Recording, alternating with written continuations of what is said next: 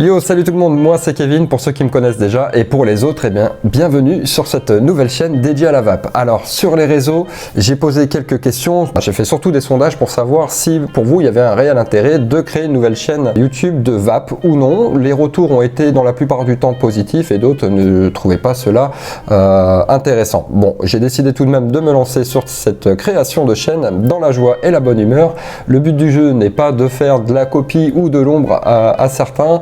J'estime qu'il y a tout de même pas mal de place sur YouTube pour pouvoir poser mon cul là-dedans. Dans un premier temps, je ferai des revues relativement simples. J'irai pas dans des choses compliquées sur la loi d'Ohm, sur le montage de coil par exemple notamment. Dans un premier temps, le but ça va vraiment être de toucher tous les utilisateurs, que ce soit du débutant, l'intermédiaire ou par la suite de l'expert. Je ne dis en aucun cas que je suis professionnel ou que ma parole sera bonne et sera exacte. Non, ce n'est pas du tout le cas. Moi, je ferai des revues surtout avec mes retours. Vous aurez peut-être vous des retours différents ou d'autres youtubeurs auront des retours différents. En tout cas, je ferai simplement part de mon avis. Alors aujourd'hui, je parlais d'un kit qui est maintenant relativement connu puisqu'il s'agit du kit Arcfox de chez Smoke.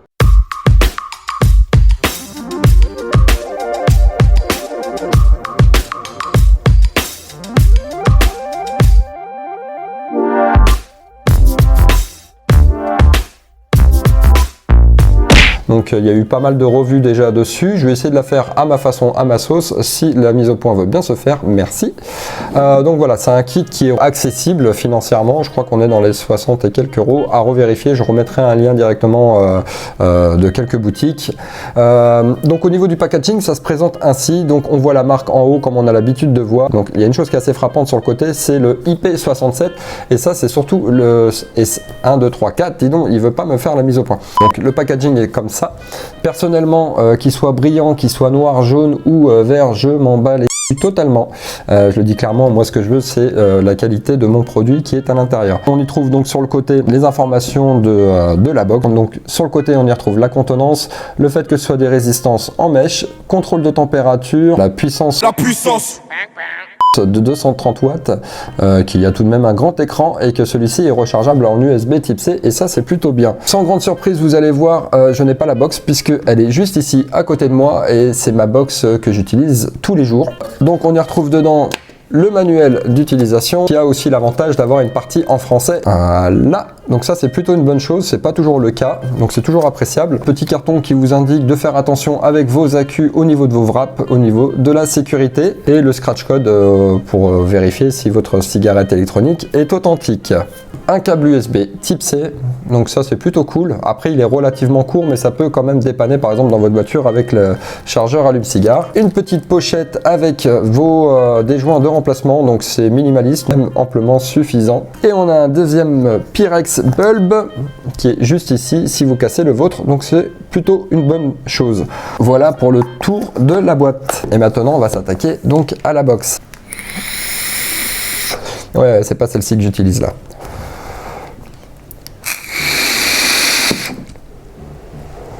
Au niveau du poids de la box, on est sur du 258 grammes que j'ai relevé de mon côté avec une balance à cuisine, sans accu, mais avec le cléromiseur dessus et rempli.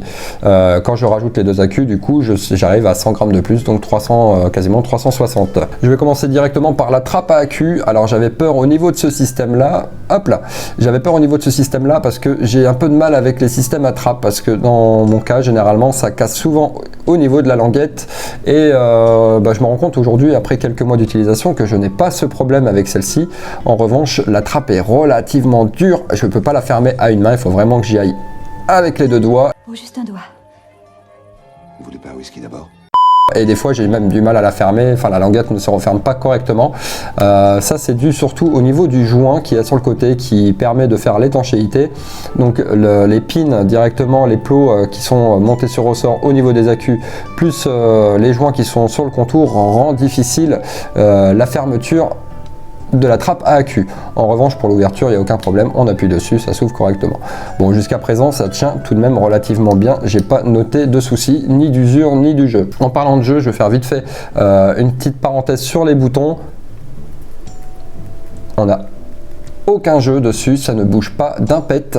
On voit les traces de doigts, bon ça c'est normal, il n'y a aucun écran, je pense à ce jour, qui ne prendra pas les traces de doigts. Donc voilà sur ces deux points que je viens de citer.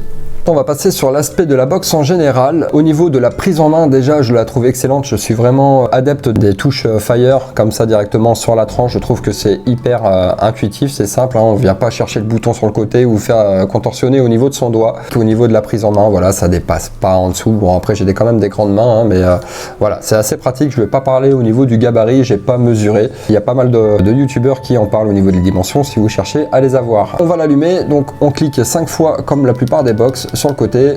Hop, et on a donc le logo de la marque avec la version qui est affichée en dessous et on arrive directement sur cet écran d'accueil. Ce que j'aime bien sur cette box, c'est qu'en haut vous avez directement A et B qui correspond à vos accus chargés directement dans la trappe. Si vous avez un accu défectueux qui se décharge beaucoup plus vite, vous allez savoir lequel des deux est en cause et vous allez pouvoir effectuer son remplacement. Donc en dessous vous avez la valeur de la résistance, encore en dessous vous avez le nombre de puffs. Hop, j'ai du mal à voir à l'envers, hein. Le nombre de puffs et encore en dessous vous avez le temps de la dernière bouffée. Ce que j'aime bien avec cet écran, c'est qu'il est petit, discret et relativement visible. J'ai pas noté de problème d'éclairage, même en forte luminosité en extérieur, il est toujours parfaitement lisible et ça c'est plutôt bien. Il y a une chose que j'apprécie aussi, c'est que vous pouvez directement bloquer les boutons sur le changement de puissance, tout simplement en appuyant les deux boutons en même temps et là vous venez de bloquer le changement de puissance. Pour débloquer, c'est très simple, vous appuyez 2 fois également sur les deux touches et c'est bon. Si vous désirez changer, de passer par exemple du wattage au contrôle de température, il suffit simplement d'appuyer 3 fois sur la gâchette Fire sur le côté et là vous pourrez directement modifier, que ce soit en TI, NI ou SS, directement avec les touches de contrôle supérieures ou inférieures. Vous allez rappuyer une fois sur la gâchette et vous voyez, vous allez pouvoir changer les différents modes, changer la valeur de la résistance même si elle est détectée automatiquement. Si vous constatez une erreur, vous pourrez la modifier en appuyant sur les deux touches de sélection juste en dessous. Une fois que vous aurez choisi le mode et que tout est validé, vous aurez simplement à appuyer 2 secondes. Hop, voilà, sur le côté, qui fera simplement valider vos choix. Bon, pour aller un petit peu plus loin dans la personnalisation, si vous souhaitez changer de couleur, il y a quelques couleurs disponibles. Vous appuyez sur la touche du haut et sur la touche Fire sur le côté, hop, et ça change du bleu au vert, au jaune orangé, au rouge, au violet, au blanc, et on retourne sur le bleu.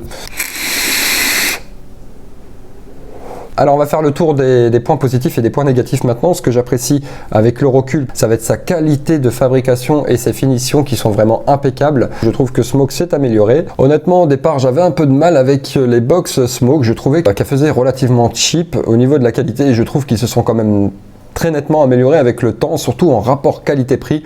On a vraiment le toucher très agréable sur le côté, caoutchouteux comme ça, un peu siliconé on va dire.